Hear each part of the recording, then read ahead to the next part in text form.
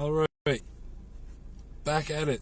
Okay, if the Charter of Rights exists and it is legally binding, and that's a big if those two things are true, then things like mask mandates alone violate your Charter of Rights. Mask mandates violate your Charter of Rights. Mandate, I'm not even going to get into what mandate really means. Just you guys know what I mean. Requiring somebody to wear a mask is a violation of your Charter of Rights. That alone, okay? Now, when you start talking about things like vaccine passports, that is a violation of your Charter of Rights.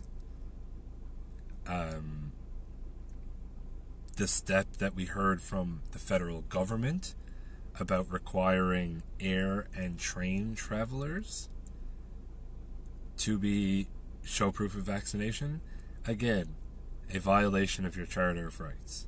Because vaccine passports for anything, whether travel, whether business, anything at all, is blatantly stands in opposition to the Charter of Rights. And there are very specific sections that lay this out. Section 7 is one you're going to want to read.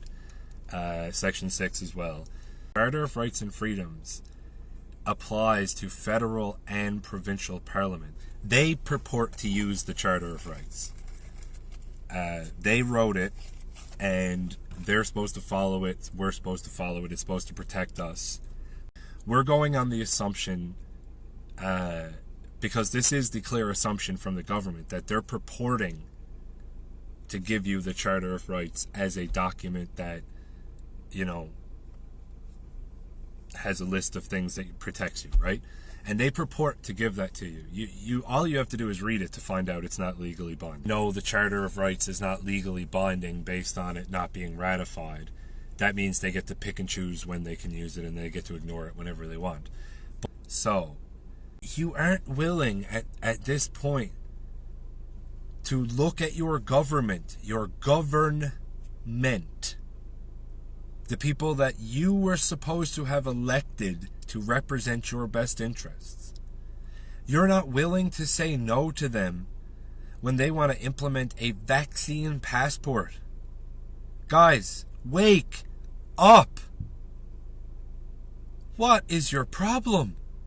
How asleep do you have to be? And I don't mean asleep awake in this proverbial nonsense. I mean you are literally walking as an asleep person. Your government is supposed to be at your beck and call. That's what a government is supposed to be. You're not supposed to be afraid to say no to your government. Ever. They work for you. They represent you. You elected them. You're paying their salary, for Christ's sake. You're not supposed to be afraid to say no to these people. That's what you're supposed to do. You are supposed to say no. That's your role. Because a vaccine passport, if that doesn't have you driving around town looking and screaming out your window for patriots, you're lost. A vaccine passport is the end. People who do not get vaccinated do nothing. I don't know if you understand this. I don't know if you think that somehow Trump is going to come save us at the last minute. The idea that you're going to wait for Trump and the white hats to swoop in at the right moment and just, stop all this tyranny. That's nonsense. It's not happening. It's up to you and me to do this, guys. In every historic example, it's always been the people. The Republic of Ireland, the Republic of Poland, the Republic of Iceland. Start looking at nations. Forget the United States. Forget Trump and forget Obama and Clinton and all this nonsense. Look at other countries that are republics and find out how the hell they got there. And then think to yourself, why can't we do that? And then realize, not only can we, but in their bullshit legislation they've written, they've given us that path to do it. We just need to come together as people and do it. Outside of Parliament.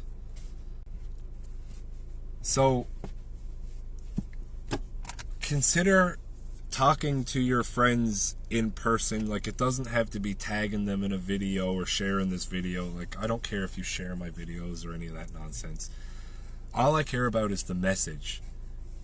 So I'm gonna head out. Thanks for listening. And before I leave, as always, you people, you stay sovereign.